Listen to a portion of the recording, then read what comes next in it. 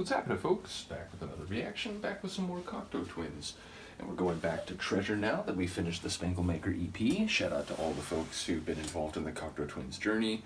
Han Solo for sharing a whole bunch of material, as well as Doug for sending me a physical copy of Treasure, which I've been looking forward to. People did comment early on in the Cocteau Twins journey that a number of folks are quite fond of this album, so...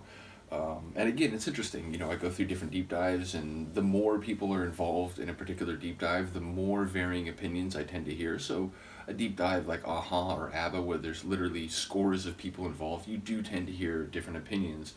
And Cocteau Twins, although it's more like everybody just likes to talk about them and sort of the, Elizabeth Fraser's crazy voice and just their, very unique place in music history, it does seem like there are some different opinions about this album. And some people saying, a couple people said that they think they peaked like before this. Other people saying this is the one for them. Other people saying there's still more interesting stuff coming down the line. So bottom line, enjoying their journey and very much enjoying Elizabeth Fraser's voice, which, the word unique does get thrown around a lot, and it's often used on a scale, the idea that, well, it's more unique, it's less unique, whereas, in reality it means one of a kind. Literally, there's nothing else exactly like that.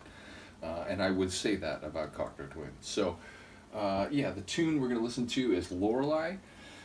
It's a name I've heard in relation to, it's a Marvel character that I saw in Agents of S.H.I.E.L.D. So I do wonder if that means, because it's an Asgardian character, so I do wonder if that means it might be based on an actual Norse mythological character, or like North Germanic mythological character.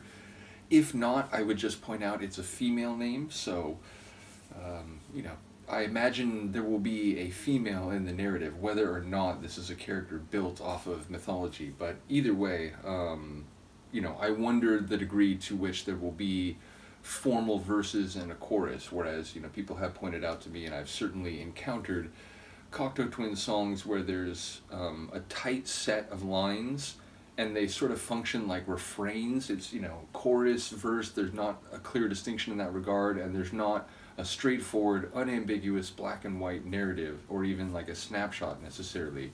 So I get it, a lot of their lyrics are conceptual and poetic, so I don't expect any clear answers, at least not on the first listen. But let's find out. This is Cocteau Twins, the track is Lorelei, and it's from their 1984 album, Treasure.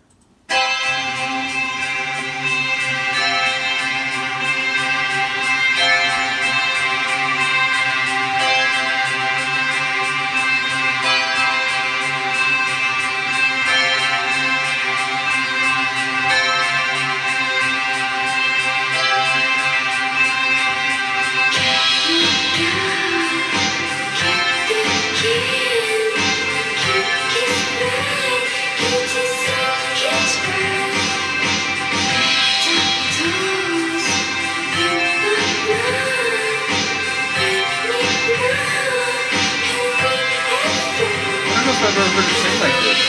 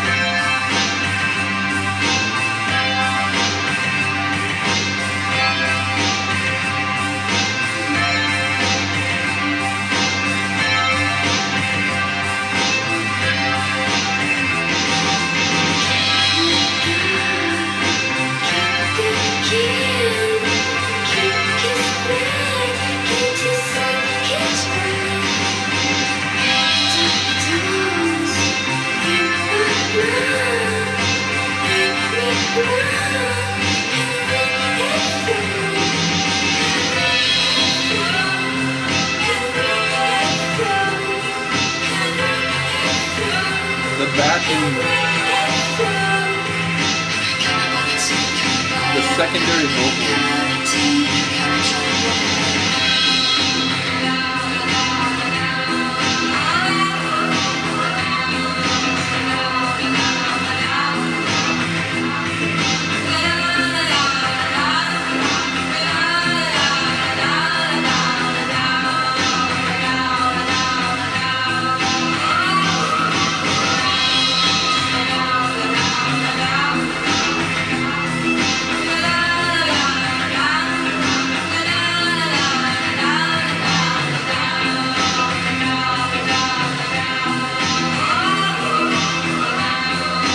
last part of it is crazy.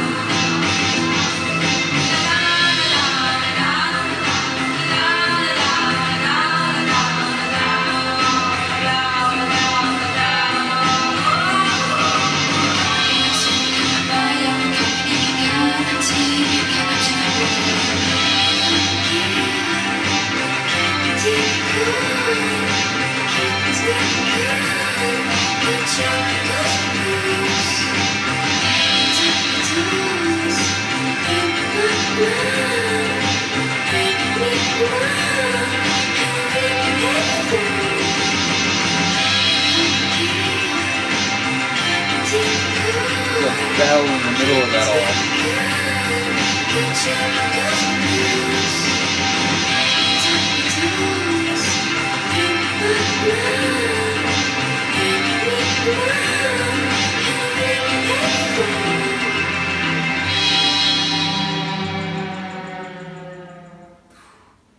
Crazy track. I like it. Definitely feels, even though it's a blended sort of atmosphere, it definitely more on the lighter side of things. So, you know, I said from your even tunes on Garlands, which definitely had a heavy, dark, you know, forest at night type of feel, as a lot of people pointed out. Even then, there were some moments where there's like this, you know, like mystical allure even within the darkness. This feels like there's still a blend of those two sides of the spectrum, but it's tilted way more toward the lighter side.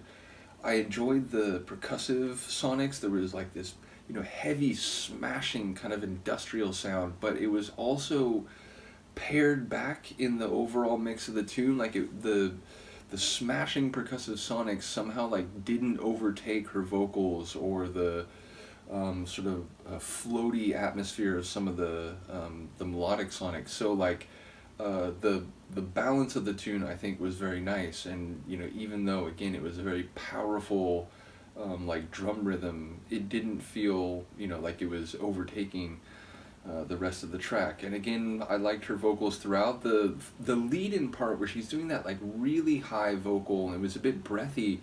I don't know if I'd ever heard her sing that way. And then when it went into that like fuller section where you start hearing the backing Fraser vocals, those little like melodic touches on the side, which sounded much more like what I've come to know her vocals to sound like.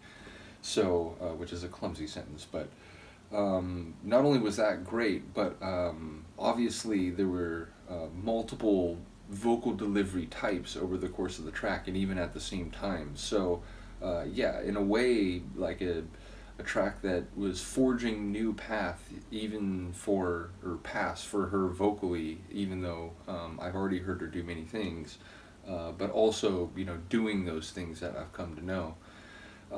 Yeah, vocally or lyrically, I did not catch much of anything, so I'll look forward to people's comments, but it did have that, like, you know, like an incantation or something. Like a lot of their tunes have, you know, I mentioned it's like this poetic feeling, but it's like this poetic, like ritualized feeling sometimes. And even with the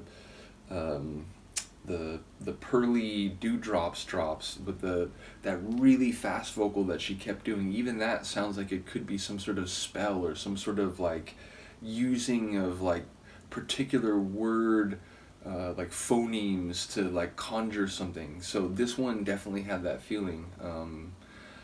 Yeah, so bottom line, I keep being amazed by what she does vocally, even if I keep, you know, ending tracks with very little sense of, you know, what's happening lyrically. And I know people mention not only are sometimes there not a lot of lyrics on the page, but even those are, you know, very interpretive, allegorical perhaps, you know, conceptual.